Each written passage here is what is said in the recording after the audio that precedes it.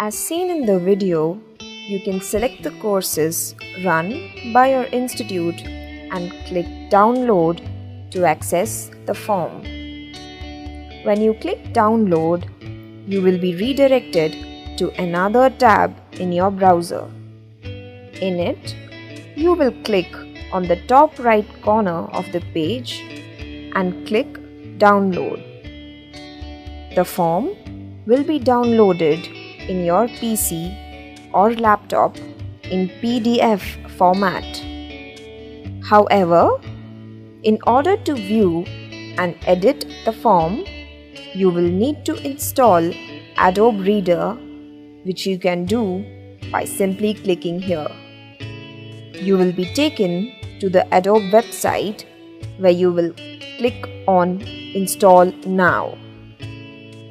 Once you have installed it, you will open the form with Adobe Reader. As you can see, the form has been divided into various tabs based on the kind of information required by you. The form size will vary according to the number of courses selected by you before downloading. So, if you have selected multiple courses for your institute, then the form will be divided accordingly. However, this does not mean that you will have to download the form multiple times. Based on the number of courses selected, single downloadable file will provide for filling information for all the courses. You now have access to update and submit the mandatory affidavit information as well as enter additional information. You can see the form divided into 6 columns based on the inputs provided by you in the previously filled 5 databases that are Affidavit, Show Cause, GIS, Recognition, E-Monitoring, and the 6th column for entering the current information. For each question, you will be able to view data from each of the forms previously filled by you. You may now either choose to import your data from any one of them by clicking the radio buttons provided underneath every field, or simply enter new data in the current column.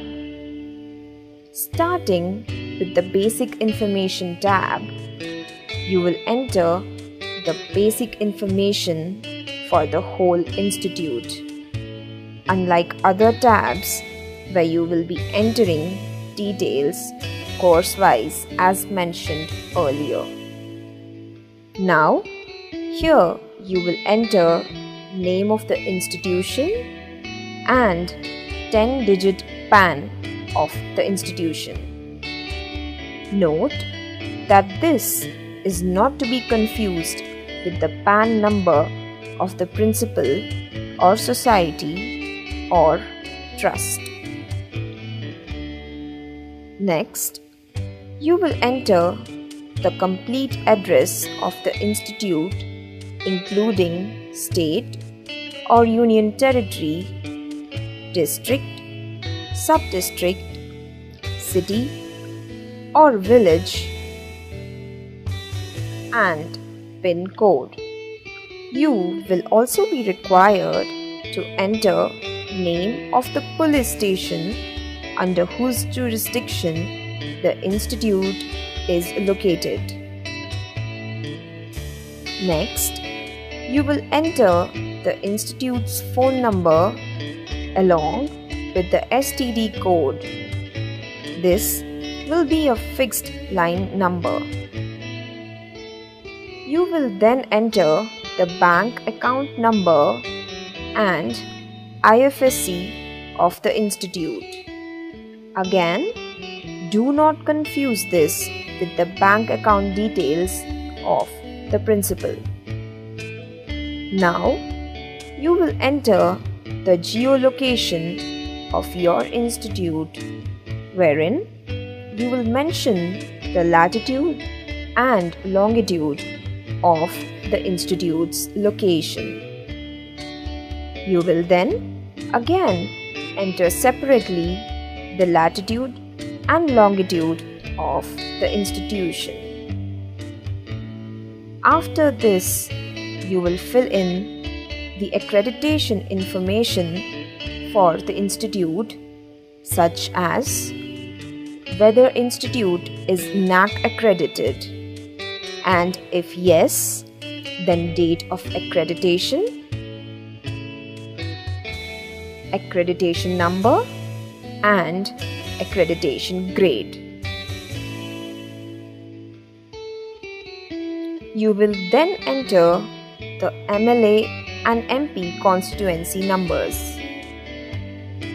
You will also enter whether the institution has obtained QCI accreditation, and if yes, then registration number and whether the institution has paid fee to QCI for e-monitoring of their website. Kindly note that QCI stands for Quality Council of India. Once all these details are filled, you will be required to enter principal information. Here, you will enter details such as date of joining as principal in the current institution, PAN of the principal, and his or her educational qualifications. Now, for educational qualifications of the principal, you will be entering all the qualifications of the principal. For that purpose, a drop-down of qualifications such as diploma, bachelor's, master's, MPhil, PhD, and certificates will be available to select the kind of degree obtained. Further, you will be entering the area of specialization such as BCom or MCom or MBA from a drop-down and the marks obtained for each of the respective degrees. For the marks obtained, you will be choosing the marks type such as CGPA or percentage or grade. You will be given an option to add multiple qualifications by clicking the Add button as shown. You will also enter the number of years of work experience as a teacher educator in years and months. Next, you will fill in the name of the person who operates the email ID of the principal. You will also enter the designation of the individual who operates the email ID of the principal. Next, you will answer if the single point of contact of the institution is the same as the principal. If not, you will need to fill in details such as name, designation, and mobile number of the single point of contact of the institute referred in the form as SPOC. Next, you will enter name of the person filing the affidavit, name of the individual's father, mother, husband, and designation of the individual.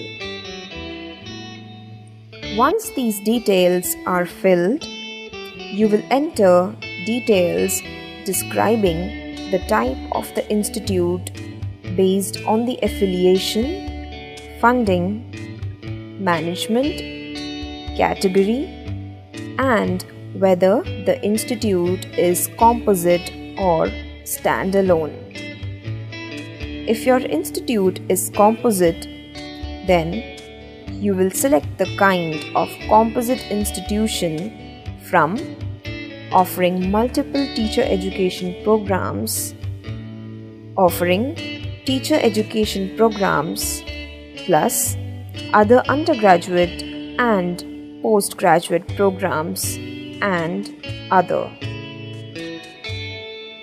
Now, if in type of funding your institute is self-financed, then you will be required to fill in the following details: name of society or trust, the complete address of the society or trust including state, district, sub-district, city or village, and PIN code.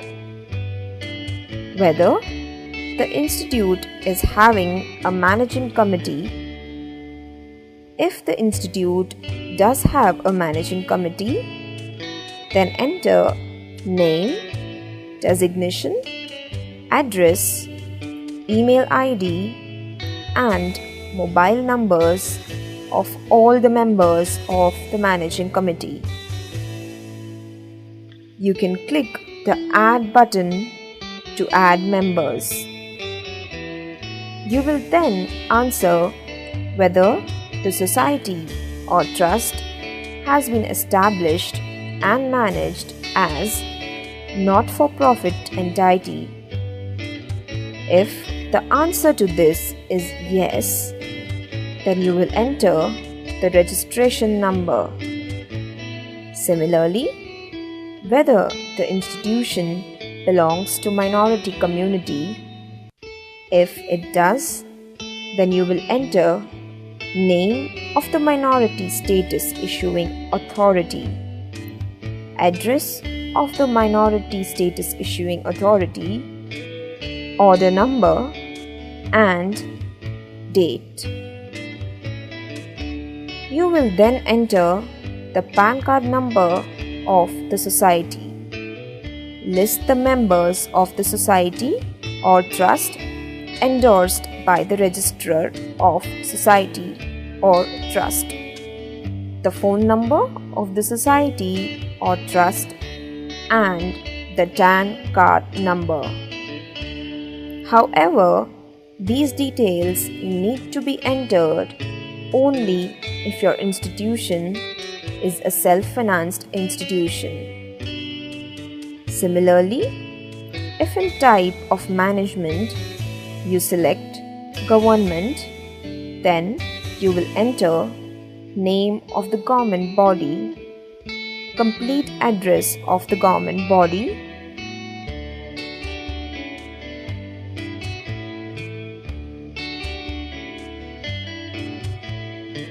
its phone number and email ID.